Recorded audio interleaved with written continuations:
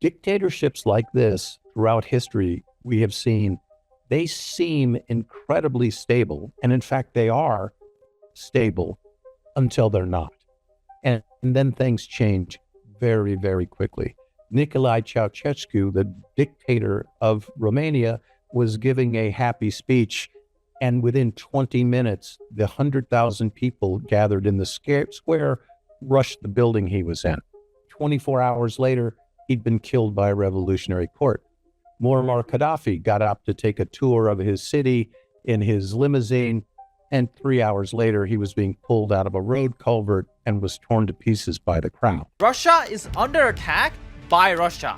The civil war is raging on in full force, and the regions are attacking each other. A special forces university in Chechnya was attacked by a drone, leading to the whole building burning down. Now, we've been covering a civil war that has been going on between Dagestanis and Chechens in Russia, and this seems to be the next move in that battle. Now, all the while this is happening, guess what Putin is doing? He's launching a nuke.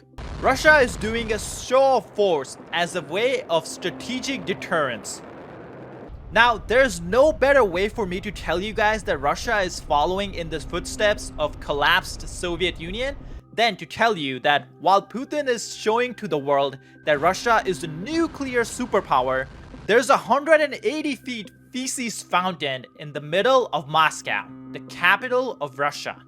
Why invest in the well-being of your citizens and cities when you can invest in nukes, just like how Soviet Union used to do it? So let's get into all that and more in today's video. Like always, be sure to hit the like button down below and share this video on social media, because any video that criticizes Russia is bound to be downvoted by Russian bots to kill its reach in the algorithm. So your likes help us out tremendously. Now, about this civil war between Dagestanis and Chechens. Now, we recently had a former squadron leader of SEAL Team 6, Chuck Farrer, on our podcast who talked about this situation.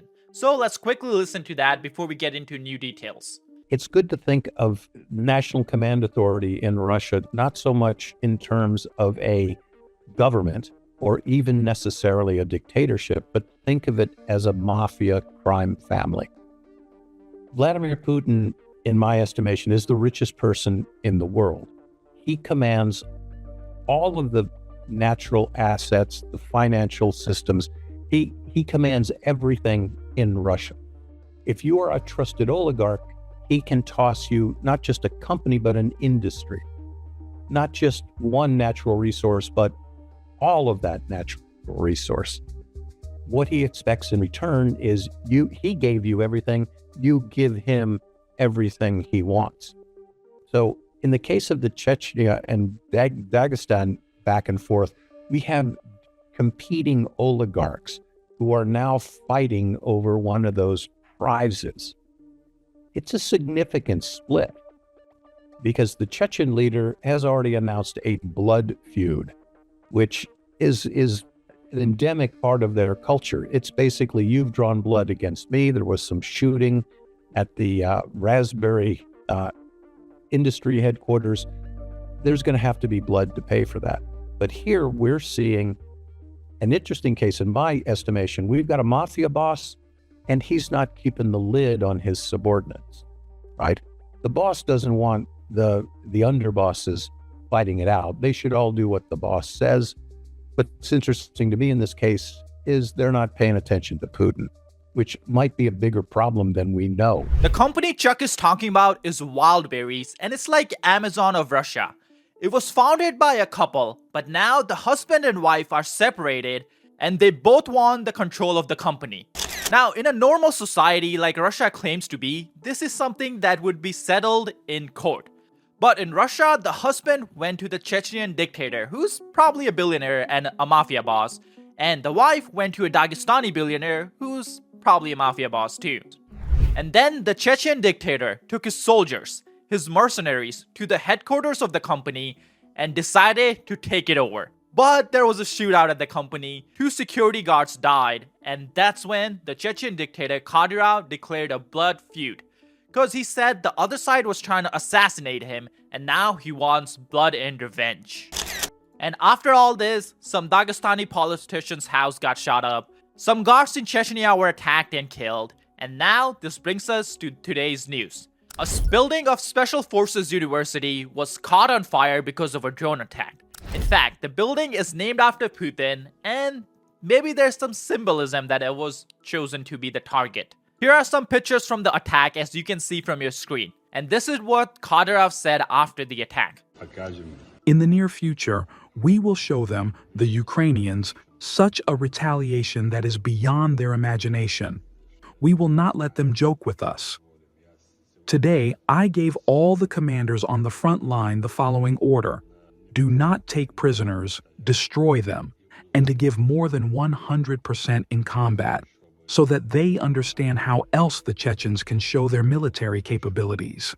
Now, you guys might be wondering, why is Kadyrov blaming Ukraine and openly admitting to breaking the Geneva Convention just to murder prisoners of wars? Especially since we know that this drone actually came from either Dagestan or some other region of Russia. This wasn't a Ukrainian drone. Physically, it's not possible for Ukrainian technology to reach that deep into Russia.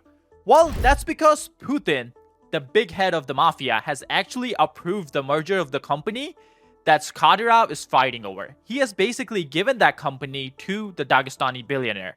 So instead of blaming someone who actually did this, it's much easier for Kadyrov to just shift the blame to Ukrainians, at least publicly, while he's still fighting the Dagestani billionaire over the company. But the things that have happened so far is already presenting a big problem to Putin.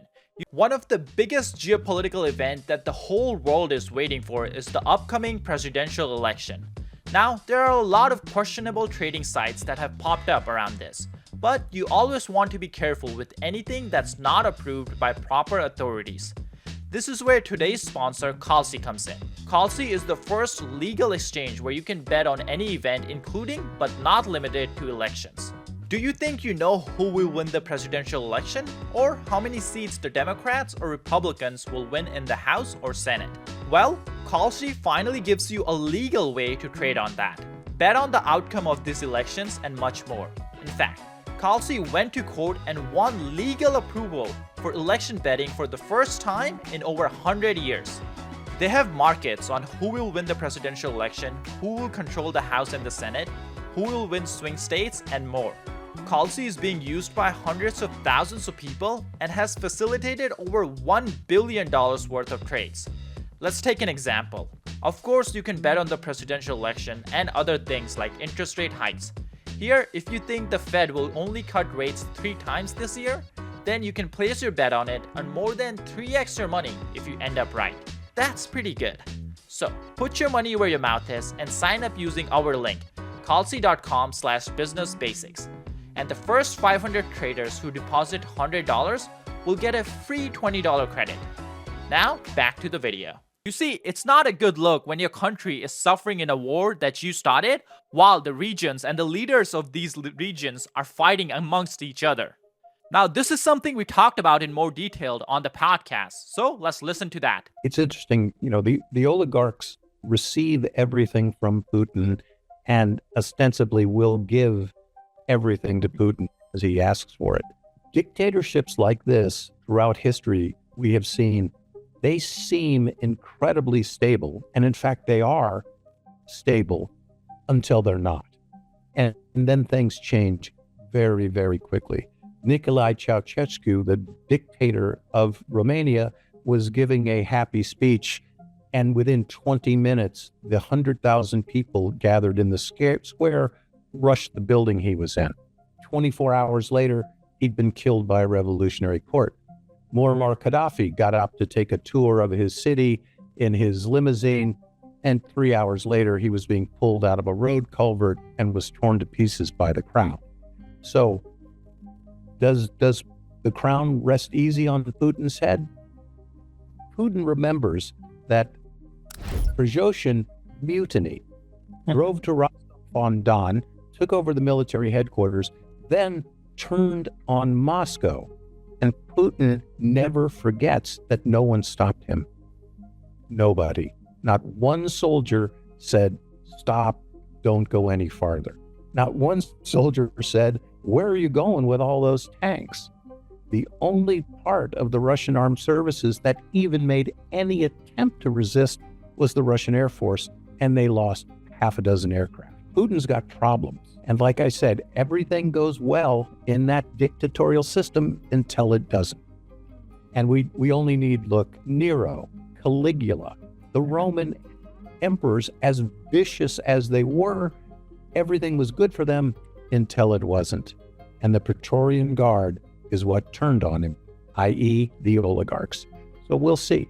He bears watching at all time. Now, this isn't the only problem that's happening in Russia. In fact, in the middle of Moscow, a sewage system has broken down, and the feces is flying 180 feet in the air, creating a literal show.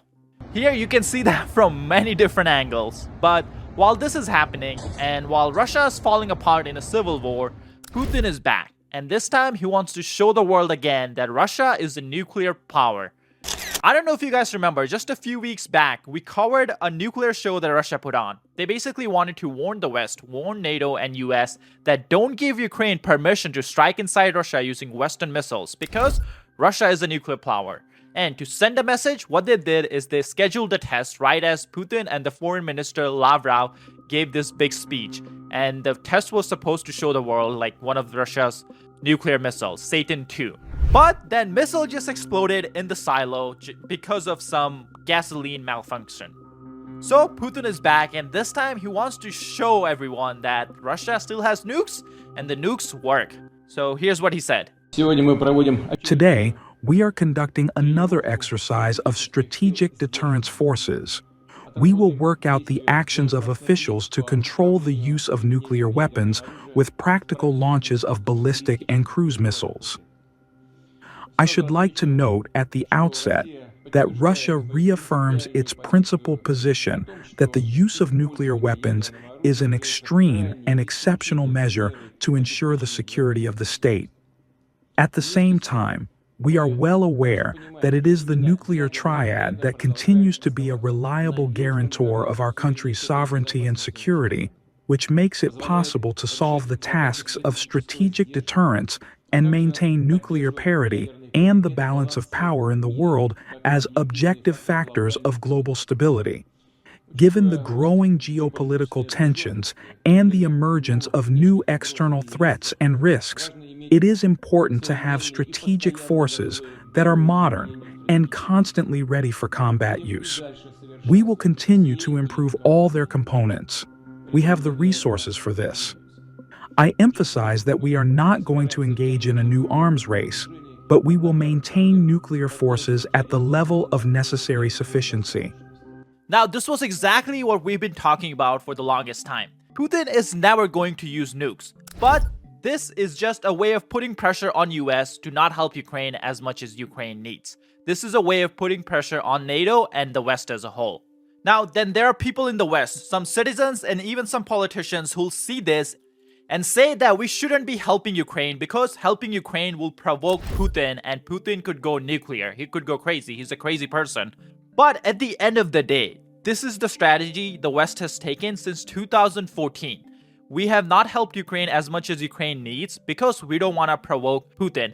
But our weakness has provoked Putin. First he took Crimea, then he took eastern Ukraine, and now he was trying to take the whole Ukraine when in February 2022 he launched his invasion.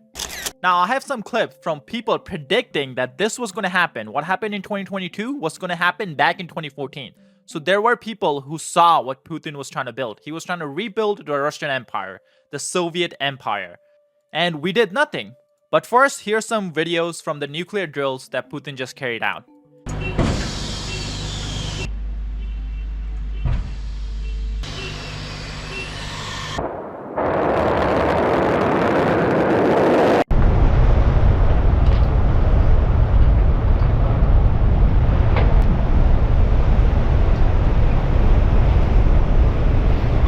Now here's a clip from the late Senator McCain, who predicted back in 2014, right after Putin took Crimea, when he was saying he has no interest in taking Crimea. Right after that, Senator McCain predicted exactly what Putin's plans were. He was going to take eastern Ukraine, he was going to build a bridge between Crimea and Russia, and then he was going to separate the whole eastern Ukraine from Ukraine. And that's exactly what happened, but I want to remind you, he said this in 2014, so let's watch this clip. looking at Russia, because you've also been a very strong advocate of tougher action against Russia, be it from the United States, be it from the European Union, be it from NATO. Now that there is this ceasefire plan and the hope is that it will hold, that probably is the best face-saving way out of this conflict, isn't it, both for Moscow and Kiev in Ukraine? Vladimir Putin's ambitions were very well known to me and to others. He knew that once Yanukovych left, he had to take Crimea because of Sevastopol. Then he tried the separatists, that didn't work. He armed the separatists, that didn't work. So then he sent in thousands of Russian troops. The fact is that they were slaughtering Ukrainians. There were hundreds killed, thousands in the hospitals. It's terrible. Poroshenko had no choice but to agree to a ceasefire. What is going to happen? I predict to you that it will be another step in Vladimir Putin's strategy to separate eastern Ukraine from Ukraine and perhaps a land bridge to Crimea. No, it's a very bad result. And again, we would not send weapons to the Ukrainians when they were begging for them. We wouldn't even give them intelligence because we didn't want to, quote, provoke Vladimir Putin. By showing weakness, we provoked Vladimir Putin. Now, lastly, here's the segment we did on the Russian Civil War that's been going on, and it has all the background that you need in case you missed it. So let's watch that. I officially declare a blood feud against Barakoyev. There are witnesses. These are people who ordered it.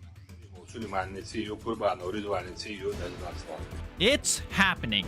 A civil war is happening between two republics in Russia, and it doesn't seem like Putin has any power to stop it. Putin is surrounded by oligarchs and elites who are no better than mafia bosses. And now we're seeing exactly what happens when you deal with mafia. The head of the Chechen Republic has just put a bounty on the head of the senators from the Russian State Duma. Let me repeat that again. Russia calls itself a modern superpower, and one of their leaders has just put a bounty on multiple other leaders in the country. By the way, all this is posted on a public video. This is not some anonymous source giving us all this information. Why is he doing this? Well, because he claims they were planning on assassinating him, so now he wants blood revenge. So let's watch the clip that the head of the Chechen Republic put out, Razman Kadyrov, and then we'll get into the backstory of why this is all happening. Like always, please hit the like button down below. YouTube's not going to be a fan of people talking about assassinating each other, and this video has a chance of getting suppressed in the algorithm. So your likes help us out tremendously. We're not against Chechens.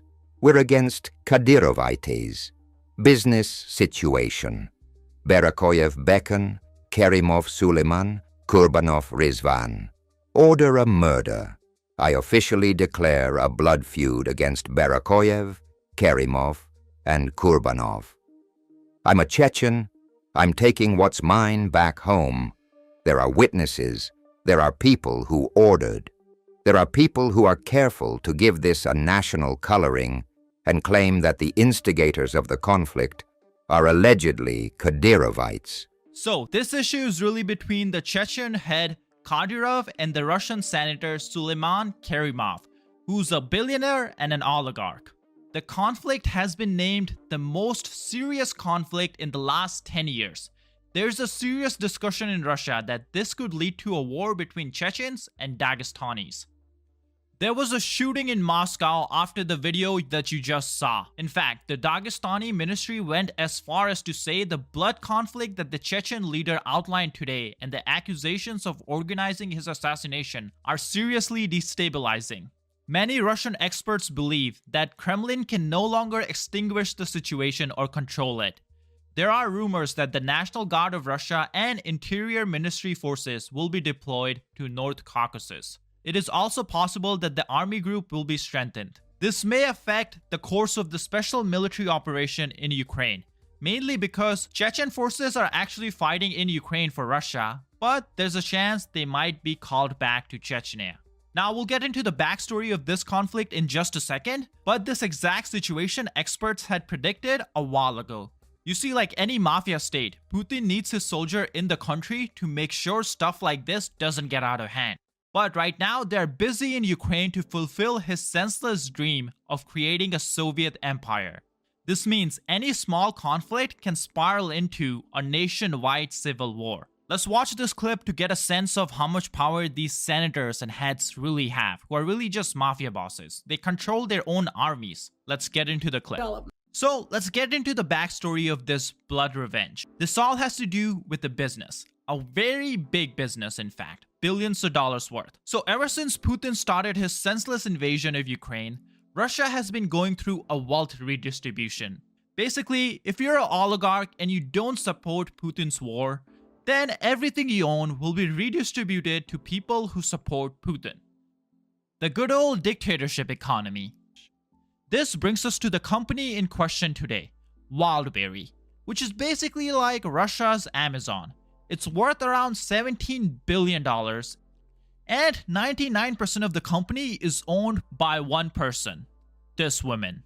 She started the company, she's the CEO, and she's the richest woman in Russia. Now, you may be asking, who owns the 1% of the company? Well, that was her husband, this guy. Now, he's an important part of this story, but we'll come back to him in just a second. Much like every other online company in the world, Wildberries grew exponentially during the COVID pandemic. They got so big that they wanted to expand. They wanted to become more than just a retailer. So the plan was to merge with another company called Rust Group. After the merger, the plan was to create not just a retail company, but a financial and a media behemoth that could compete with the biggest Western companies. Now, one important part of this merger was the fact that she had to give up 1/3 of her wealth for this to happen. The money would go to like the owners of the other company. The timing of all this is also interesting. She left her husband in April this year, then the merger plans were announced in June, and the divorce papers were filed in July. Now the husband opposes this merger, and it seems like the merger is the reason behind their separation because they've been married for 20 years and this is all happening right when the merger announcement happened.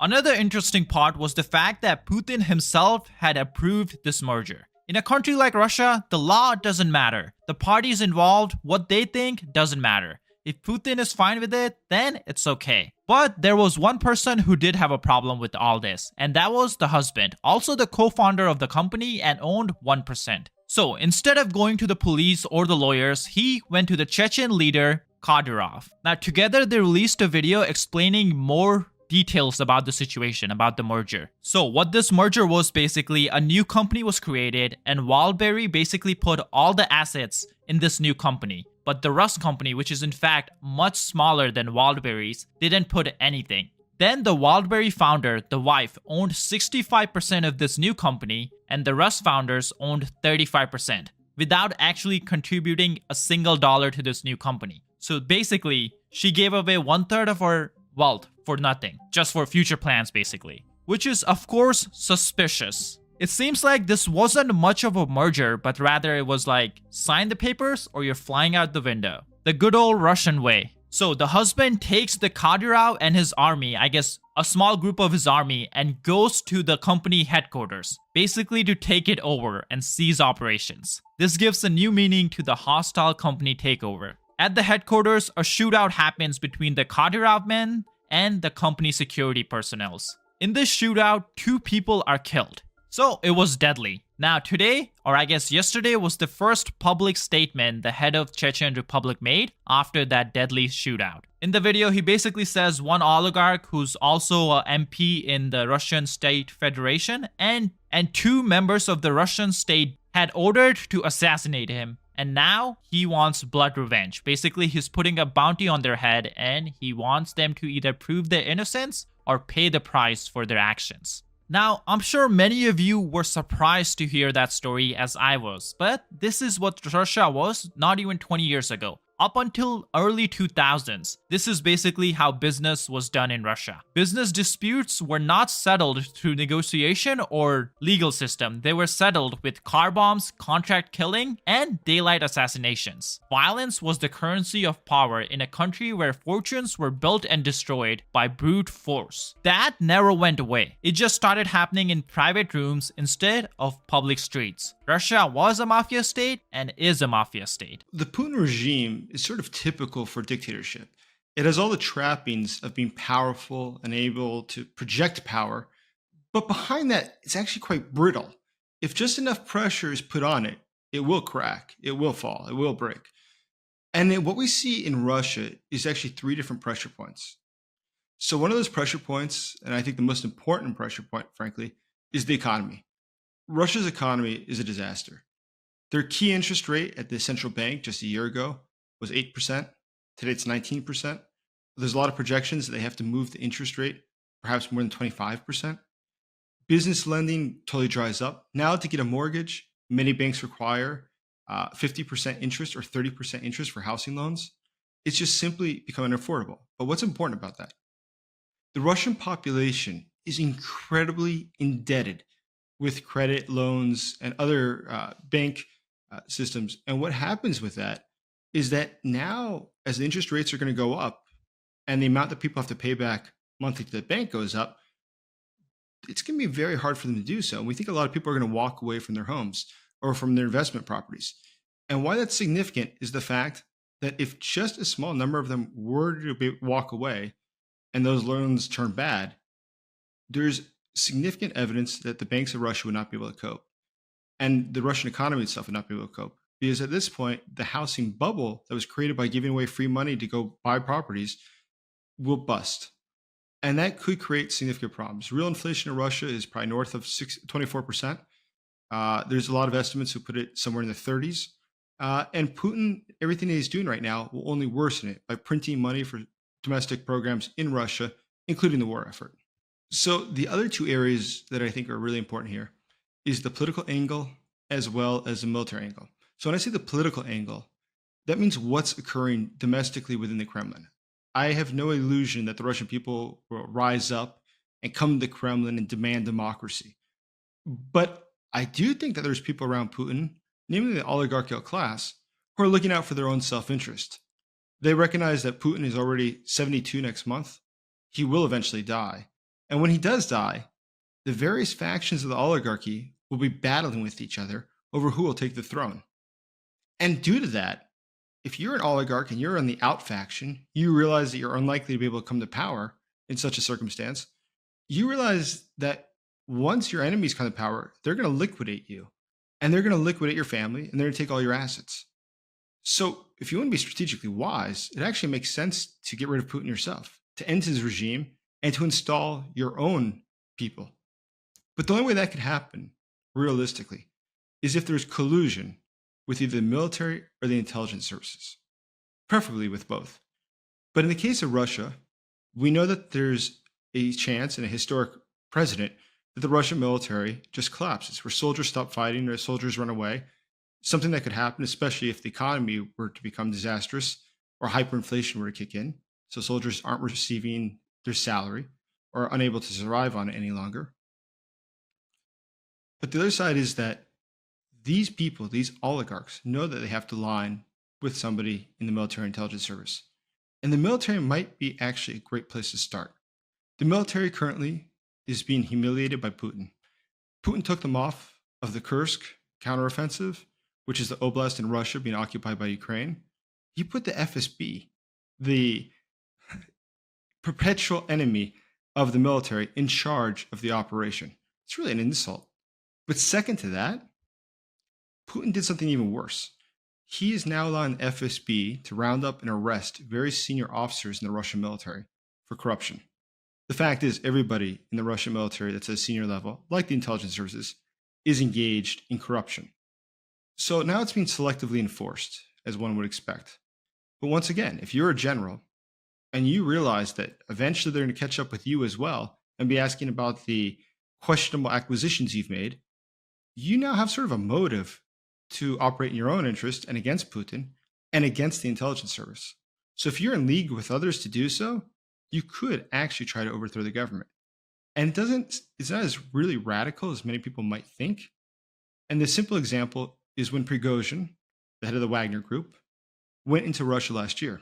And what we saw there was a dramatic breakdown of Russia's security services. We saw that the border guards didn't do anything to stop Prigozhin. The Chechen troops who Putin ordered to go protect Russia from the Prigozhin's people failed to do so.